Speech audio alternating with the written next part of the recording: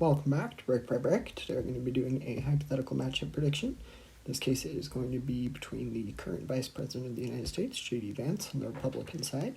Now on the Democratic side, we'll be going with a Congresswoman from New York, AOC, probably one of the more famous Congresswomen in general, but she's from New York, and we'll be going through each of these swing states.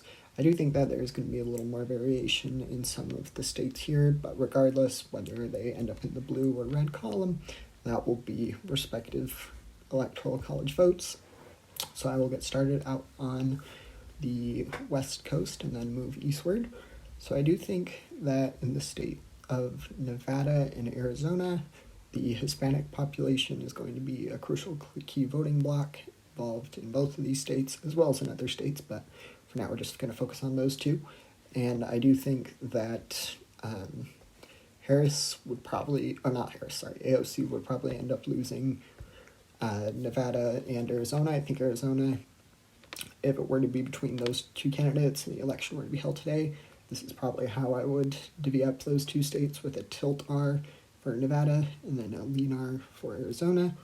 Then we'll end with the Rust Belt. We'll go now to the eastern half of the Sun Belt. And as far as these two states go, I think that these two could be interesting. I think AOC would alienate a lot of more moderate individuals, and it would be a bit of an interesting case because Vance would probably be regarded as the more moderate candidate. Neither of them are especially moderate, so that would be interesting. But I'm going to go with this. I do think in the district in Omaha that it would probably end up in the Republican column by a tilt for Vance. And then we get to the southeast, come back to it, sorry. I do think in North Carolina that would probably be a Republican hold. This state hasn't gone blue on the presidential level since 2008 when Obama was able to win North Carolina.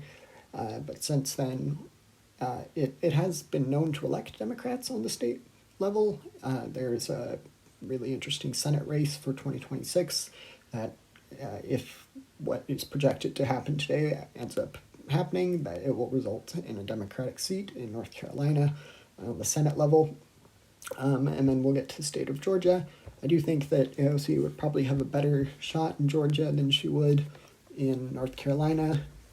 I might even be willing to give this as lean. For now, I'll go with lean. I might go with lean for both of them.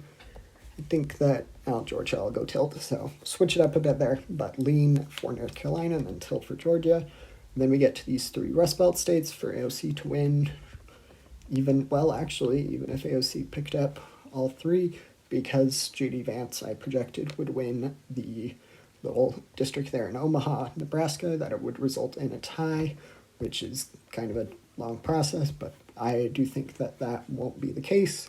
In this situation, I do think that I feel the most confident in projecting that Pennsylvania would end up in the Republican column between these two candidates. And I do think that these are swing states inherently for a reason. They're going to be close pretty much no matter who the candidate is. Some candidate may alienate different key voting blocks, which may make it less competitive in general. But regardless, these are swing states, and the vast majority of Americans don't look past the D or the R on the ballot. And I do think that I'm going to go with the Rust Belt going 3 for 3 in the tilt column in the J.D. Vance Electoral College column. Feel free to let me know if you have any questions. Don't forget to like and subscribe. Thanks. Bye.